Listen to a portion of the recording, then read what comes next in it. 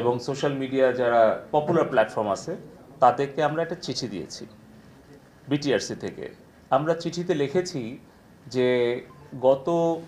1 মাসের আমাদের দেশে ঘটে যাওয়া বিভিন্ন অনাকাঙ্ক্ষিত সহিংসতা এবং বিভিন্ন ধরনের যেই প্রচার গুজব, আপনি যেটা যথার্থই বলেছেন যে গুজব, মিথ্যা অপপ্রচার, এগুলো ছড়িয়ে যে বিশৃঙ্খল অবস্থা সৃষ্টি করেছে একদল ষড়যন্ত্রকারী, সেগুলোর বিভিন্ন প্ল্যাটফর্ম, বিভিন্ন কন্টেন্ট আমরা তাদেরকে বিভিন্ন সময় পাঠিয়েছি। কিন্তু যতটুকু তারা কন্টেন্ট টেক ডাউন করেছে, যতগুলো প্ল্যাটফর্ম তারা ব্লক করেছে, সেই সংখ্যাটা অতি নগণ্য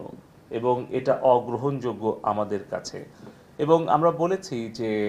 বাংলাদেশের সংবিধান, বাংলাদেশের আইন এবং ফেসবুক, ইউটিউব, টিকটক তাদের নিজস্ব যে কমিউনিটি স্ট্যান্ডার্ড এবং তাদের যে পলিসি, সেগুলো তারা নিজেরা মেনে সংবিধান অনুসরণ করে আইন মান্য করে বাংলাদেশে তারা কি সাইবার স্পেসটা ব্যবহার করতে চায়, নাকি বাংলাদেশের সংবিধান ভঙ্গ করে, আইন ভঙ্গ করে তাদের নিজেদের দেওয়া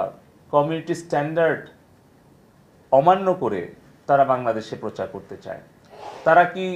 বাংলাদেশের জন্য তারা ভিন্ন ধরনের পলিসি অ্যাপ্লাই করেছে, নাকি তারা আমেরিকা, মিয়ানমার, ইন্ডিয়া,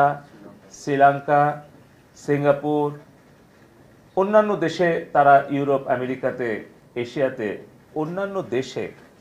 যেভাবে তারা তাদের পলিসিগুলো অ্যাপ্লাই করে, সেই স্ট্যান্ডার্ড কি তারা নিজেরা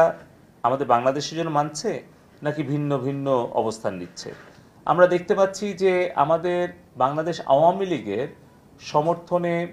যেই পেজগুলো, যেই ফেসবুক অ্যাকাউন্টগুলো কাজ করত, এরকম 50টা পেজ এবং অ্যাকাউন্ট তারা ব্লক করে দিয়েছে। কিন্তু একই ধরনের কাজ বিএনপির ভেরিফাইড পেজ থেকে, কিংবা বিএনপির যে সাজাপ্রাপ্ত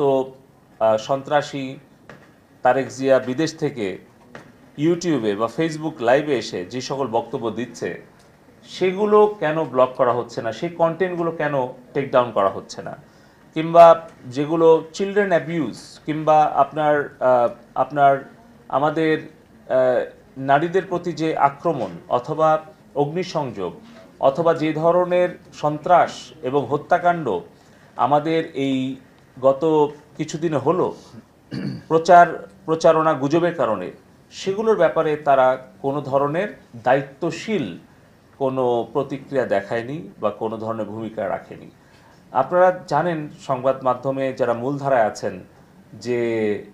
কিভাবে 2জন ছাত্র মারা গেছে এই অপপ্রচার শুরু করা হলো ফেসবুকে, কিন্তু সেটাকে কোনোভাবে এটা মিস ইনফরমেশন বলে ফ্ল্যাগও দেওয়া হয়নি। এবং তার প্রেক্ষিতে আন্তর্জাতিক কিছু গণমাধ্যম সেইটা নিউজ করে এবং কিছু দেশের মুখপাত্র সেটাকে তারা স্বীকৃতি দেয়, এবং তার প্রেক্ষিতে পুরো দেশে এই ফেসবুকের গুজব, মিথ্যা তথ্য ছড়িয়ে যখন উস্কানি দেওয়া হয়, তার প্রেক্ষিতে কিন্তু তার বেশ কয়েক ঘন্টা পর আরও 5 জনের মৃত্যু হয়। তাহলে আমরা বলেছি যে এই মৃত্যুর দায় কি ফেসবুক এড়াতে পারে? এই সকল উত্তর দেওয়ার জন্য আমরা 31 জুলাই আমরা এই সোশ্যাল মিডিয়া প্ল্যাটফর্মগুলোকে